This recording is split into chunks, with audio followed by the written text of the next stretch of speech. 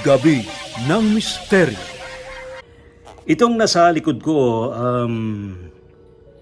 ito'y na-post natin ilang taon nang lumipas sa ating YouTube channel, Raytis Divine Adventures. Ipinapakita rito ang maaring poltergeist o yung pagpapagalaw ng mga bagay ng mga espiritu o mga multo sa isang office, Dito pinagagalaw dito yung chair na yan, Yun, yung chair na yan. Ayan. Maraming pang maaaring mangyari diyan sa video na yan. Humanito na iba't ibang mga reaksyon sa mga viewer. Sabi, fake lang yan at gawa-gawa lang yan. Posto, tong part na to, yan, yung part na yan, yun. Well, masasabi natin na maaaring stage din yun, sinet up lang. I don't know, pero nakuha ko lang to sa isang channel din, raw video to na nai-repost natin. Di ko na matanda anong channel, matagal na to. Hindi pa yata uso na ng vlogging, ha? Ito, kung marinig po ninyo rito, malakas yung tunog dito eh. Ayan, narinig niyo yan? Ayan, kikita niyo yan, yan. Yan. Tapos, ano pa mga manifestation ito? Malakas yung tunog eh.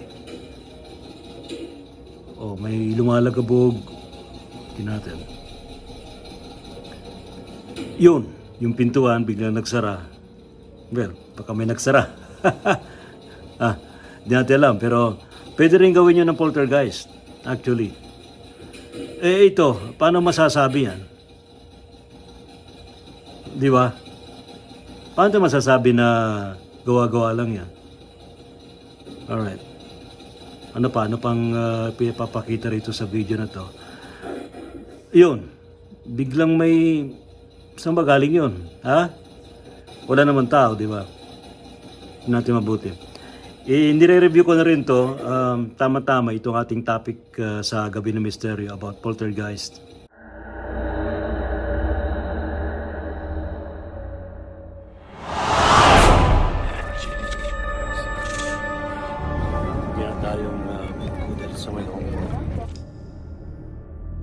You can offer prayers. Wala namang mawawala niya.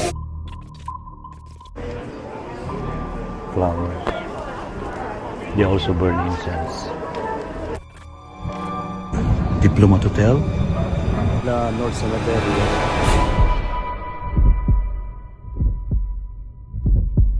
Certainly opened a portal to another dimension.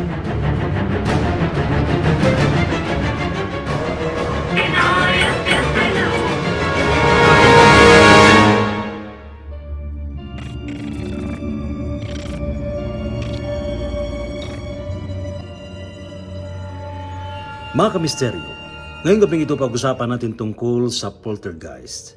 Ito yung mga sinasabing noisy ghosts o yung mga pagpapakita o kay pagpaparamdam ng mga multo na talagang sila'y nagpapagalaw ng mga gamit sa paligid at very hostile itong ganitong manifestation kasi maaring itong makapanakit ng tao at maaring maging resulta naman ito ng kamatayan ng isang tao. So, siguro dun sa mga ghost hunter dyan na gumagala tuwing gabi at nagpupunta sa mga haunted places, abay tumutok kayo sa ating programa ngayong gabing ito sa Gabi ng Misteryo para pag-usapan natin ito at magkaroon tayo ng palitan ng mga kuro-kuro at mga pananaw. Ano nga ba ang dapat nating gawin? Ha? Ano nga ba ang dapat nating gawin para tayo iligtas sa ganitong anumang magiging manifestation itong mga poltergeist na ito? Hello everyone, this is Miss H of Divine Love Energy Healing Products and Services. At muli, inaayahan ko kayo mamayang gabi sa Gabi ng Misteryo sa DZRH kasama si Sir Raytis Sibayan at ating pag-usapan ano nga ba itong poltergeist, ano nga ba yung panganib nito pagka nakipag-communicate tayo sa kanila, at ano ba yung mga pwede nating magawa para maiwasan natin at paano natin i-raise yung frequency natin para hindi tayo maka-encounter ng ganitong mga kaganapan. Muli, inaanyayahan ko kayo sa Gabi ng Misteryo kasama si Sir Ray T. Sibayan mula 10 to 11 p.m. sa DZRH. Kita-kits! Namaste, isang mapagpalang araw po sa inyo. Naririto na naman po ang inyong lingkod, Psychic Tito Boy, na iniimbitahan ko po kayong manood kayo ng Gabi ng Misteryo ni Ray T. Sibayan sa DZRH alas 10 ng gabi, kung saan ako po ay online guest. Ang pag-uusapan po sa gabing iyon, mga soul. Kaya tumutok lang po kayo at makibahagi sa kwentuhan namin tungkol sa mga ghost. Inaasahan ko po kayo na kayo po ay tututok sa aming kwentuhan at masayang talakayan or kapupulutan ng kaalaman. Ito. Sadyang napakadelikado ito kung tutusin dahil sa ito ay maaring magresulta nga sa pagkasugat at masaktan ang sinuman na maaring tamaan ng mga ibinabatong mga bagay at ng mga maaari din kayo directly saktan itong mga poltergeist nito. So yan ang pag-uusapan ng gabing ito sa Gabi ng Misteryo 10 to 11 p.m. sa DZRH. Wala nga absent. See you!